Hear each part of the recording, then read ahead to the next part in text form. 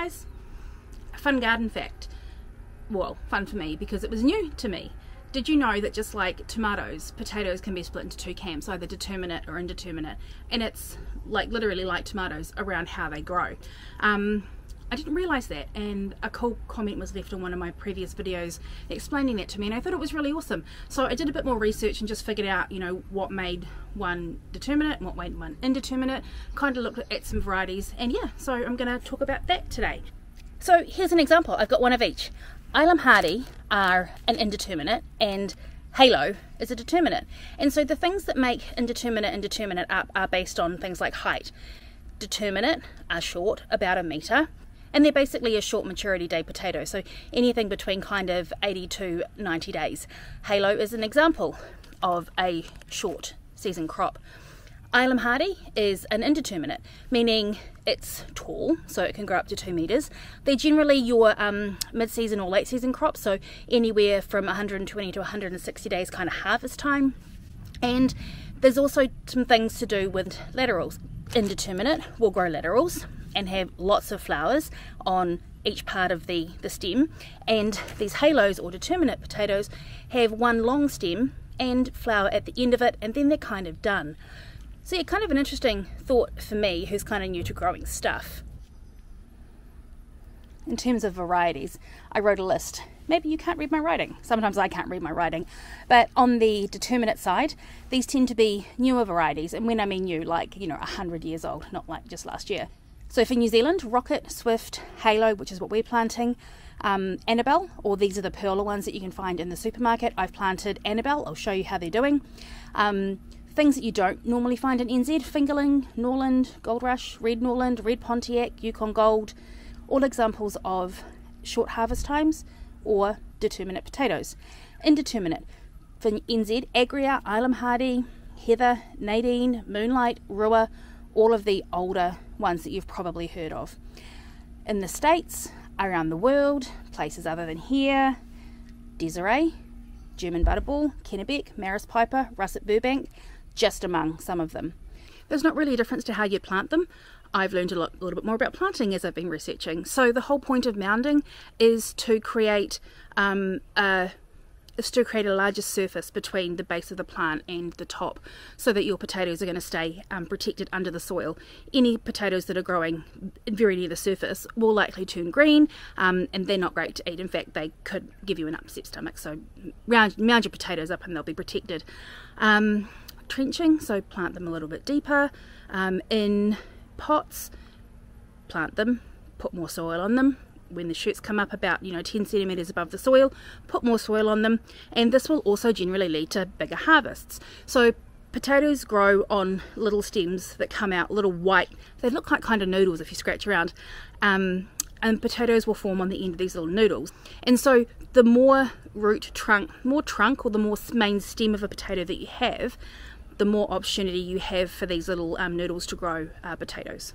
So the longer the stem, because you're mounding and you're creating a larger dirt surface for your potatoes, the more stuff you'll get.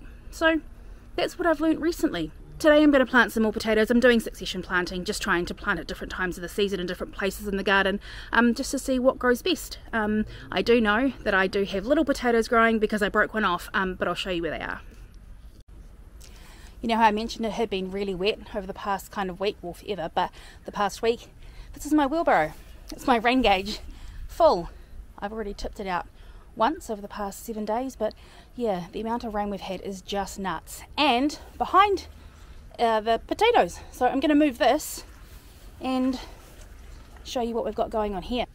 Much easier to get to now. So in here I've got Agria potatoes. These are indeterminate, so these guys are going to get quite tall. We've got little wee shoots starting off down here, and we've got some stuff that's coming out quite nice and tall as well. Kind of a mix of the two. Now I've mounded these up a couple of times. So in here, if you can see, maybe by my thumb, we've got little white tendrils that are coming out. If these had been under the dirt surface when they started to form, at the end of that a potato would have formed. That's basically the reason we mound our potatoes up, as well as keeping them away from light. But the more of the stem that's under the dirt, the more of these that form, the more potatoes you get. Indeterminate grow 2 meters tall. So if you're mounding up and you've placed them in a place where you can kind of go that high, or a big bucket that you can go that high in, you're likely to get better yields. Bug action, feeding, watering, all things aside. So yeah, that's what I've learned about indeterminate potatoes so far. So yeah, I'm going to put some more dirt in here to cover these guys up and get more potatoes, maybe. And there's nothing special to it. Literally just, I'm using potting mix. You can use manure as long as it's not hot, but this is what I have. You literally just dump it in there.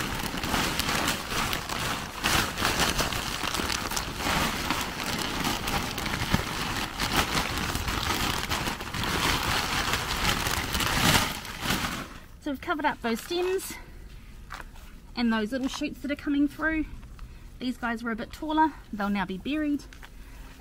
Pat them down. That's mounding up pot style. Pretty easy, eh?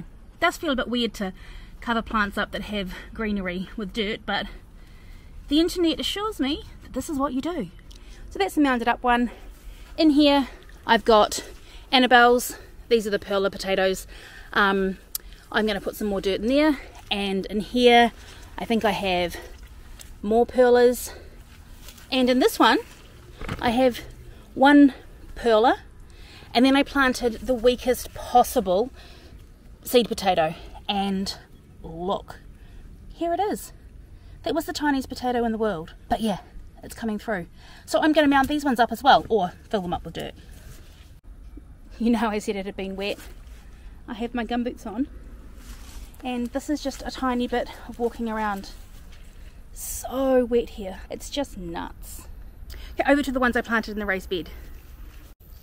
So when it rains, we don't mow our grass because it's so slushy, and it's been raining and really warm, so we have a nice grass field. Might be knee high before next weekend. And here are the potatoes I planted in the raised bed. So there's 6 seed potatoes in here, a mix of rocket and perla, and they're doing really, really well. I had a scratch around and I accidentally broke a little baby potato off one of those little white noodles, so I know there's potatoes down there, which is very cool. These guys have been in probably, I don't know, since maybe just before Easter. They've been down maybe 4 or 5 weeks, and the growth is just awesome.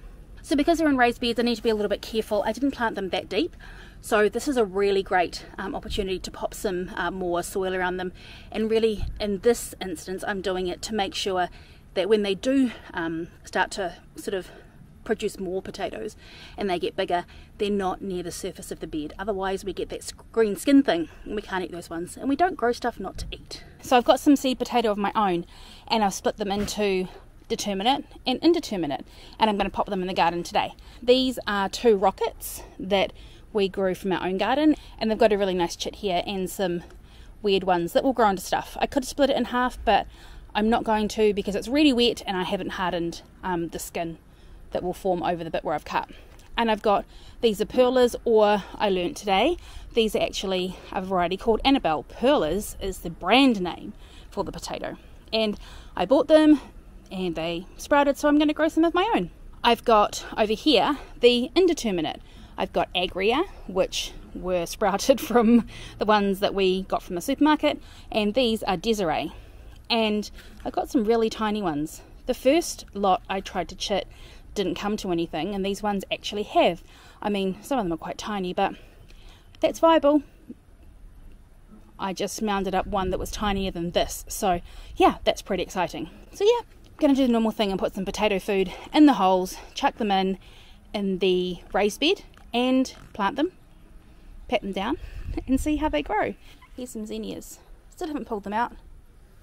I've still got flower buds on them, so why bother? This is the sleeper bed, and I'm going to pop them in here. So I've got some